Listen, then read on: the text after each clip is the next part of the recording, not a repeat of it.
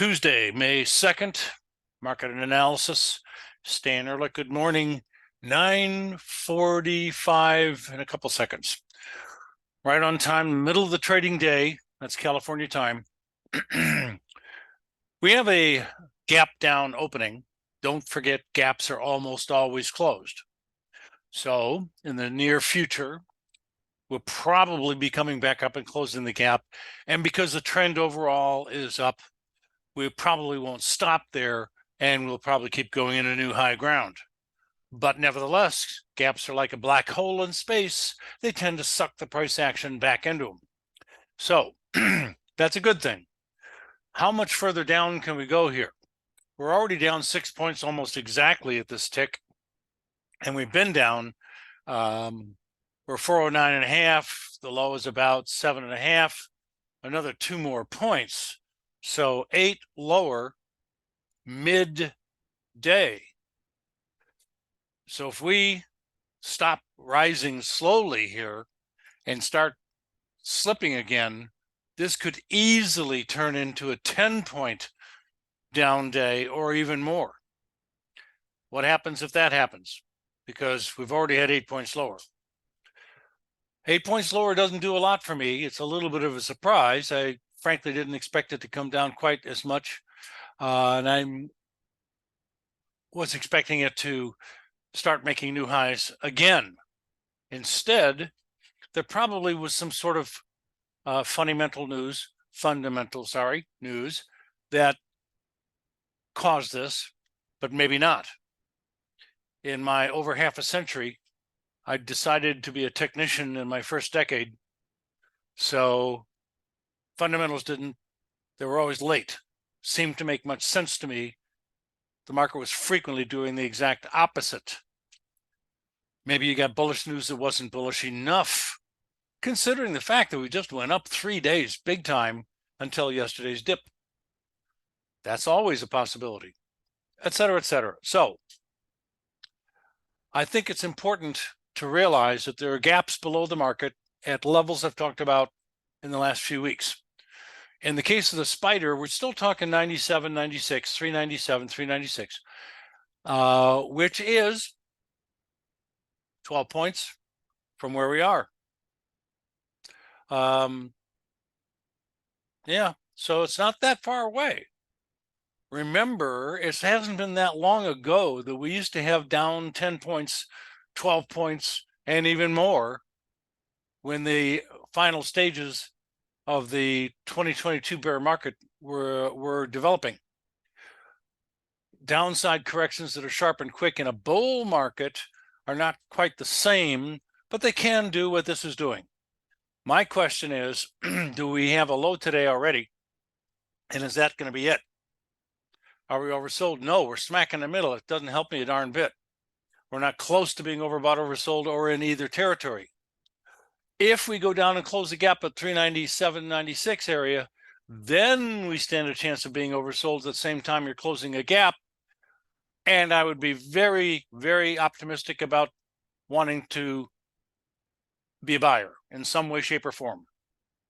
Calls, right, puts, blah, blah, anything that'll make money in an up market. So you're kind of between and betwixt here at the moment, in my opinion. And market could stall out right here on this dip, which is pretty big, and start to head right back up into new high ground. On the other hand, breaking below the low of last week, and that was around 403.70, let's say, would cause me to expect the gap to be closed. So you're riding the tail end of this decline. Nevertheless, that would be a great place to be looking for buy signals, especially if it happened quickly. It'd scare a lot of people. We're making new lows for a month. But look at the bigger picture. October 13th, ER bullish engulfing pinpointed the bottom of the market, bear market of 2022 and the beginning of this bull market. We have a series of higher lows and a series of higher highs since then. And that's the basic definition of an uptrend, which is, because of today, not particularly in jeopardy.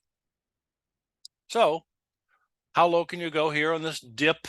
And can we catch a turning point and make some money on the way back up into new high ground for way over half a year, probably by the time that occurs? Okay, enough of this S&P talk. Let's go look at the DIA, and I got supporting features here. I'm going to look at the S&P one more time on the daily data chart. We're in this broad area of support, that bluish color. And it's bottomed out a few times in this price level before after being above it for a while. So there's a very good chance that that is going to be supportive evidence that we may not go too much lower than today's lows and not close the gap down here at 97.96, 397, 396 area. All right. From the standpoint of the DIA, we've got a very similar situation. You made higher highs, but it still was against major, not too far away, a few months, resistance, which stopped the market of several times at that level. So for the whole year for the DIA, 343-ish, a little higher, a little lower, have stopped all the rallies. Next time up here, we're going to break through it and probably start another very sharp, strong rally for a couple of weeks or more. On the downside, there is a gap to close like the S&P. And if we get there quickly, we could be oversold like the S&P. So that fits.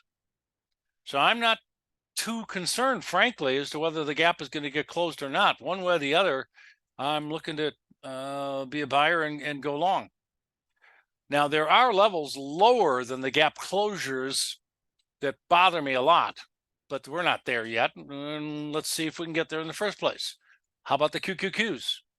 And they also represent a similar situation, which is not a surprise. So here we're dipping back down into some support in the daily data chart. And this is after the market went up to some resistance. And not much, a minor amount. Managed to clear it, but couldn't stay there. And, gave it all away now. But there's good support for a while, a couple months plus, not too far under the market. And there is a gap to close also that was back on March 28th to March 29th, which wasn't a lot long ago. So if that gap's closed, we will get a lot closer to oversold condition. I'm not sure that we'll actually get to my custom relative strength index oversold levels, but certainly they'll come closer, and it depends upon how you get there and how fast, basically. So there's a gap to close there as well. And this time, ladies and gentlemen, I'm going to talk about the Russell 2000, which I normally don't, because it's very, very profound here. Look at how many times the Russell 2000 has been down to approximately 170, call it, and turned around and moved up. We're going back a full year. I can count 1, that lasted a month, 2, that lasted a month, 3, that was a shorter time period, 4, 5, and here we are again coming close, or at the very beginning of it. And that range again is 170 approximately, down to, of course, the double bottom lows that we had last year, 163, call it. So the likelihood it's going to bottom out are quite substantial. I don't recall seeing such an incredibly strong, historically large support area. So we'll see what happens when we get there. Looks extremely good. All 4 indexes on some sort of another break here. Maybe the last gasp of bad news, for example, before a month of good news. Some kind of story like that, but I can't tell it until a few months have passed. But I've seen it many times. Okay, let's go to futures. Yahoo here. E-mini, S&P 500 dipping strongly. No collapse in the last hour or two, but pretty significant dip. Same story as the spider, of course. except please remember that the E-mini does have different trading hours, permitting some international news, for example, to affect the US E-mini as far as rally highs and break lows are concerned, more so and more easily, et cetera, than the spider itself. So typically there's fewer gaps and possibly wider swings on the E-mini. Next chart. Soybeans had a great bullish reversal a couple days ago. We damn near bought the low of the day yesterday. It's coming back down now, but our ER1 and ER3 are profitable to a modest extent at the moment. I don't see anything wrong with this. I certainly wouldn't like it if it started to drop below yesterday's lows. Today, you'd have an outside down day. That would not be what I would expect. So I'm implying that this is approximately the low price area for the day and maybe for the next several or more, and could be a good buying opportunity. But the risk is lower than before. Next chart. Heating oil. Hey, we have a new major bearish development for heating oil I've talked about for weeks and weeks and weeks. This market's nosediving below the 1 and 2 last significant support areas for a year plus. So the first barrier is being broken, support level is being broken. And now we have today new lows since late September. Quite a long time period. Assuming they stay where they are or go lower, and we're getting oversold again. So maybe we'll get trapped between this support area. Now this is going to end up being resistance. So I should probably just change color this and make it a red. Oh, come on. Good. So from now on, this could be a new short sale level. And this so far hasn't been broken. So we may bounce off of that since we're getting oversold. I wouldn't be surprised if we bounced between the two a little bit, but not necessarily. If we close below the lowest green support area, that line, wow, long-term bearish move in progress. Next chart. Bonds and 10-year notes.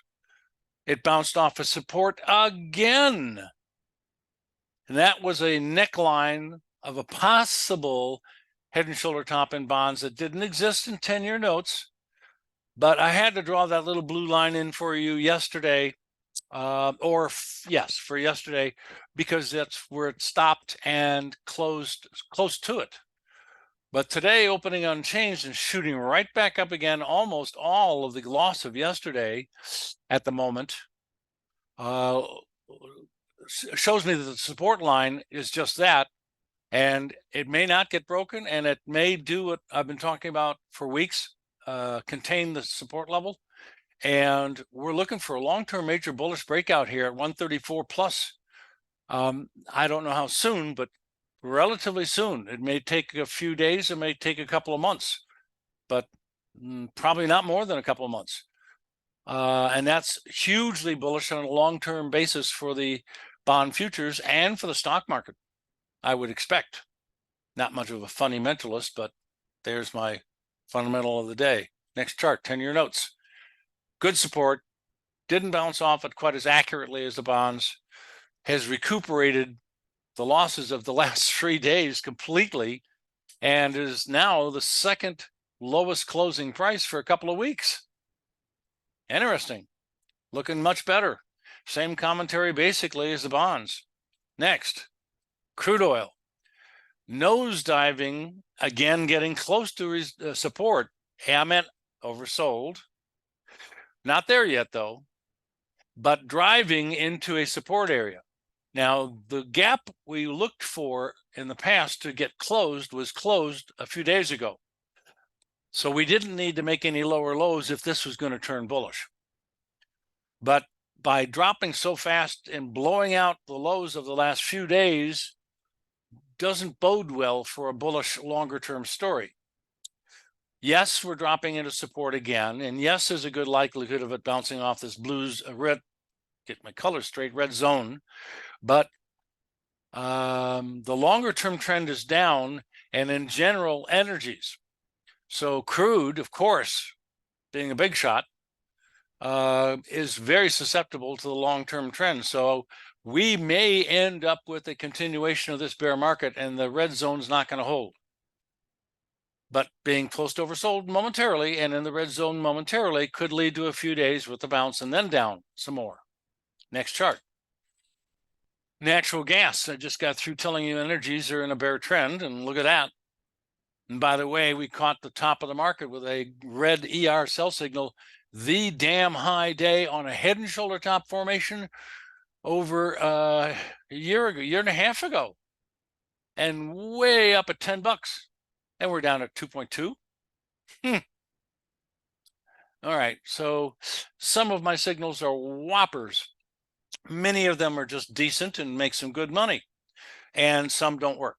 But we always have a relatively close, actually a lot of people would say very close, protective stop, so we never lose any large amounts. Next chart. We have the possibility still of a head and shoulder top in the gold. And I, this morning before this YouTube, drew in the possible shoulders and the neckline or necklines, because there's a possibility there's two of them. But you have a rally high in a general sense, late March. You have a new high for the trend, obviously, to the day, April 13th. Then you went back down to approximately the same lows as after that first rally high and started to work its way back up again. And that would be a couple of days ago. And today, the rally high prices are about the same horizontal level. The high of the market is relatively centered, but not perfectly, but that's okay. And if, here comes the big if, we lose strength here, and this is a rally high, and we start to head straight back down, it will immediately look to more technicians like a head and shoulder. I've drawn the two possible necklines in for you, but it doesn't matter. They're so close together that it's kind of irrelevant. So we'll be breaking out a little under 1,990, it looks like, in the next few days, if it's going to be a head and shoulder top. The long-term trend probably is still up, which it is, yes. But head and shoulder tops are the kinds of formations that turn bull markets into bear markets and vice versa. What did we just have last summer and fall in the stock market indexes? Had a huge head and shoulder bottom. I think it was 6, 7, 8, 9 months, somewhere in there. Pretty big. This one's only a couple of months, normal sized, if it's a head and shoulder top. But I'm telling you early, so you know what to look for and don't get caught. Next chart. Do we have any toppy situation in silver? Remember, we did catch the bottom of the gold, silver, and platinum market to the exact low day back in March or late February. It happens to be for silver March 10th. Green bullish engulfing ER buy signal at the damn low of the move, and a red one on top so far. New sell signal. But the rally high fizzled out yesterday badly, and we're now trying to come back to improve the situation if you're bullish. What happens if this doesn't hold and it turns around and starts to slide right back down again? You're going to look like an ER sell signal on the highest high of a double top, and closing below last week's lows is the key here. Soon. What about platinum? What about that? Well, we got very overbought on platinum, hugely overbought. The most overbought since, wow, I didn't see this before, but our major new short sell signal that happened on September 22, a little over a year ago. That's the last time we got that overbought. And we did so just a couple of weeks ago. That kind of condition turns markets around sometimes. It was a new high ground for the trend, but all of a sudden the next day it didn't hold and it dropped right back down.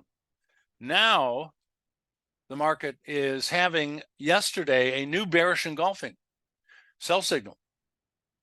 And today's rally high is not unexpected whatsoever, because I'm trying to sell short at 1079.80. Our high today is extremely close to that, but not quite. And the day's not over. Plus, I've got tomorrow and the next day to do it at the same levels. So that's about all I want for continued strength for the moment. And then I'll be short an ER3 on platinum. So far, so decent. Next chart, live cattle had a sell signal, not on the top of the market, but the second highest high. Never did violate the highest high of the sell signal, although my strategy doesn't use a stop quite that way. You could if you wanted to. And guess what? Today is a new low closing price potential if we closed right now since that sell signal. And it's the second lowest low since that sell signal. It's coming along all of a sudden very nicely. But again, we're probably flat at the moment, and I have no new signals. It's just that the system is telling you the market's trying to turn down. We caught a bottom pretty nice. We got close to a top, but not quite. And we caught a heck of a good bottom way back here, September 29th. Next chart. High grade. Frank got oversold a little bit, bounced a little bit. I think it's going to make lower lows, slightly bearish. Next chart. Soybean oil, same comment, except a little more rally maybe than lower lows. Next chart. Corn, pretty much the same comment. You're just currently oversold, and probably it's going to have a little rally better than today's high, and then down again and lower lows. Next is wheat. Major resistance area a couple of weeks ago on the rally, lower lows since for the long term, and pointing out again, we got a bearish engulfing ER sell signal on, was that March 7th of 2022, the high day for a screaming bull market of a series of limit up bid days in a row, and reminding me of when I started in this business, the Russian grain deal in 1972-73. Unbelievable. Looks like what happened a year ago in wheat, but it was almost all the grains and a lot of other stuff too. Anyway, next chart, soybean meal. Turning bearish, trend lines are being broken, to staying below the line, even though it got oversold and it bounced a little. It's starting to slip again. I'm looking for lower lows. Next chart. Live hogs. Got a buy signal at the bottom of the move. This little 2-day dip, 1.5-day dip at the moment, doesn't bother me. And it actually could build a head and shoulder bottom, but that's a couple of weeks away, so let's not worry about it at the moment. So I'm neutral to bullish. Next chart. And this is orange juice. No comment. Neutral. Next, cocoa. Bullish, but no signal at the moment. Maybe a little bit more of a dip, but we should see new highs soon. And lastly, sugar. Finally, it's not overbought. Today's high, low, and current quotes are below the overbought levels, and the price is turning white. But for weeks, the high of the RSI and more was above the overbought levels, and therefore turning the price yellow. And that's one of the longest stretches of overbought condition I've seen in a long time. So I'm looking for more downside correction. And back to the S&P 500, which, checking the index workspace, is rising slowly still. We don't see anything at the moment that's turning me particularly super bullish or bearish, except I did extensively talk about those gaps and what things might look like if they are closed in a few days. I'll leave you. Talk to you tomorrow. Have a great day.